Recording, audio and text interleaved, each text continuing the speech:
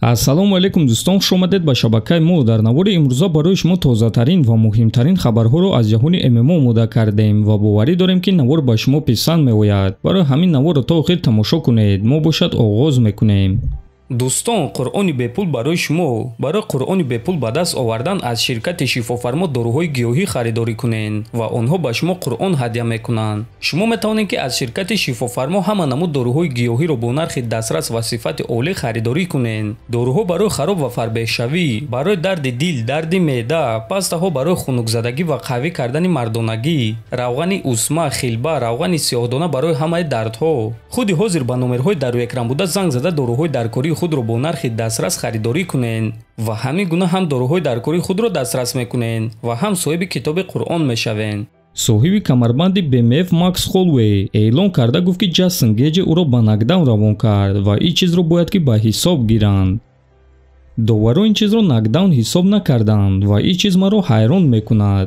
ESPN навиштааст ки дар тамоми карьерам маро ягон кас ба нокдаун равон кардагӣ нест ва ин чиз дурӯғ аст. ин нокдаунро ба Ҷастин диҳед. ман ин чизро қабул мекунам. ман аз он шахсоне нестам ки дар ин ҷо нишаста мегӯм ки не, ӯ маро ба нокдаун равон накард. бародар, ман ҳатто дар ёд надорам ки чӣ гуна ӯ ин зарбаро ба ман зад. ман афтидам ва зуд ба по хеста ба худ гуфтам ки ин чӣ буд? чӣ ӯ худи ҳозир ба ман зарба зад? ин зарбаи хуб буд. агар ин нокдаун набошад, пас барои онҳо чӣ нокдаун аст? гуфтааст Холлоуэй. хотиррасон мекунем ки ин аввалин маротиба аст ки Макс Холлоуэйро ба нокдаун равон карданд. то ҳамин муҳориба ӯро ягон кас ба нокдаун ё ин ки ба нокаут равон кардагӣ набуд ва танҳо Геҷи тавонист ки ӯро ба нокдаун равон кунад. лекин доварои чизро нокдаун ҳисоб накарданд. якум рақами вазни сабуки UFC Арман Сарукян дар муҳорибаи Конор Макгрегор ва Майкл Чендлер прогнози худро дод.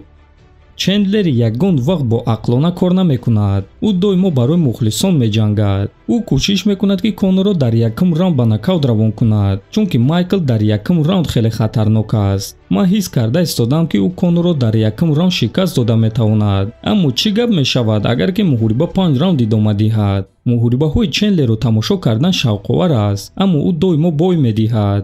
ӯ ҷангвари якраунда аст. агар шумо муҳорибаро то дуюм раунд бурда тавонед, пас шумо ӯро аниқ шикаст дода метавонед. Чендлер муҳорибаҳои ҷолиб дорад, лекин ӯ ҷангвари боақл нест. дар муҳориба ӯ ҳар гуна корҳои нодаркор мекунад, гуфтааст Сарукян. хотиррасон мекунем ки муҳориба байни Конор Макгрегор ва Майкл Чендлер рӯзи 3 июн дар турнири UFC 303 ба нақша гирифта шудааст, ки муҳорибаи асосии ин турнир хоҳад шуд.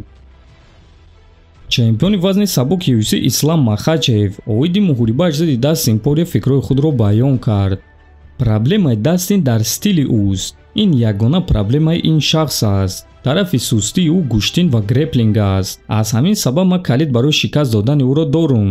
фикр мекунам ки агар ман аз рӯи нақша кор кунам, пас ӯро ба осонӣ шикаст дода метавонам. стили ман ва стили Ҳабиб барои Дастин аз ҳама стили бадтарин аст. одамоне ки Дастинро ба замин афтонда ва ӯро дар он ҷо идора карда метавонанд, доимо ба ӯ проблемаҳои калон месозанд. Дастин, омода шав. гӯштинро бисёртар тамрин кун. ман гардани худро барои ҳимоя аз усули ту омода карда истодам. ана барои чӣ ин кор дар муҳорибаамон намешавад, гуфтааст Махачев. хотиррасон мекунем ки Дастин Порье гильотина усул барои боғӣ кардани гардани рақиб дорад, ки қариб дар ҳамаи муҳорибаҳои худ ӯ ин усулро истифода мебарад, аммо то ҳол бенатиҷа. ӯ бо ин усули худ ҳатто Ҳабибро дар лаҳзаҳои ногувор монда буд, лекин кори худро ба анҷом расонида натавонист ва акнун ӯ ният дорад ки дар ҷанг зидди Махачев ин усулро истифода барад. дар ҳамин ҷо дӯстон, навори мо ба анҷом мерасад. фикру ақидаҳотонро нависед, ҳатман дар канали мо обуна шавед. то боздид, хонободу сарбаланд бошед.